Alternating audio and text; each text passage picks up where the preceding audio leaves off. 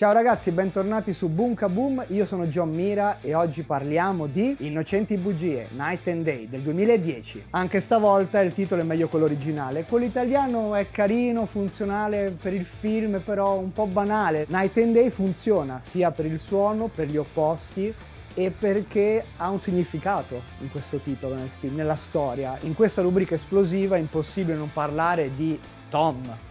Tom è un attore che dà il 300% nei film d'azione, ormai lo sappiamo tutti, è attaccato agli aerei, ai palazzi, si butta dalle montagne, non dorme, lui fa tutto il tempo sul set, il primo ad arrivare, l'ultimo ad andarsene, è un eroe nel genere ormai.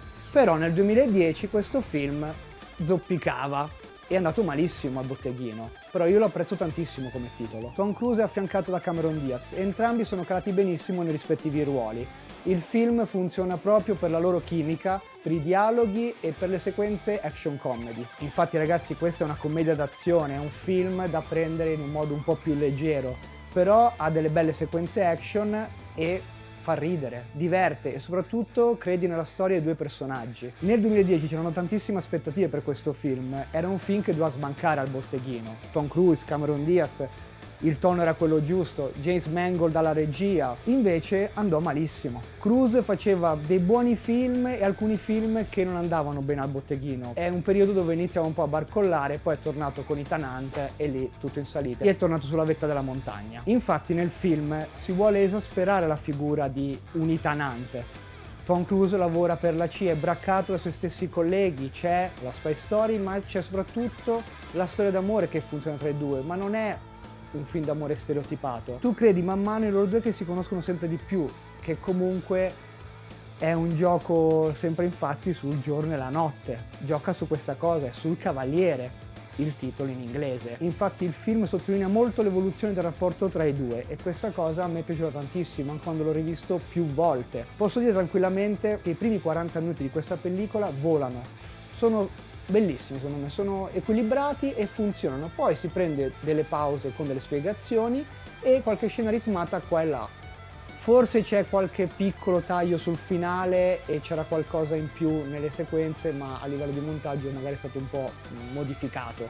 Però il film funziona. Perché dicevo della figura di Ethan Hunt esasperata? Perché le sequenze d'azione prendono Tom Cruise, che sappiamo tutti quello che fa, e lo porta a un livello cartunesco davanti alla telecamera. Le sue capriole, le acrobazie, tutto più esagerato e ridi mentre vedi gli stunt.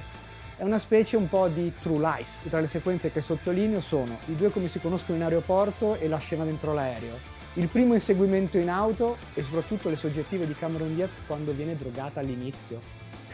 Veramente lì un tocco di genio della regia, la regia di James Mangold, che comunque io lo reputo un bravo regista e soprattutto perché lui sottolinea in quasi tutte le sue pellicole bene le vicende dei personaggi. Infatti è un regista molto poliedrico, passa da Kate Leopold a Quel treno per Yuma, The Wolverine, Logan, Ford vs Ferrari e adesso con l'imminente Indiana Jones e ancora più avanti con Star Wars sembra. Il film, se lo visionate in questo periodo, troverete vari attori che all'epoca erano comunque agli inizi. Paul Dano, Viola Davis, uno dei 32 figli di Skarsgård, Peter, e il sempre cattivo Jordi Moya, che era in Bad Boys 2 a fare il cattivo, colombiano a fare il cattivo, poi si è dato qualche film religioso, ma poi ha fatto ancora il cattivo, va bene. Quindi gente, se è su questa rubrica io vi consiglio Innocenti Bugie, Night and Day. Magari è un film che non vi farà strappare i capelli, però diverte, intrattiene bene e io non l'ho trovato un film stupido. Ragazzi, come sempre mettete mi piace, condividete, mandate questo video a tutti quelli che conoscete, scrivete nei commenti cosa ne pensate del film, se l'avete visto o non l'avete visto. Ci vediamo alla prossima, io sono John Mira e questo era Bunka Boom.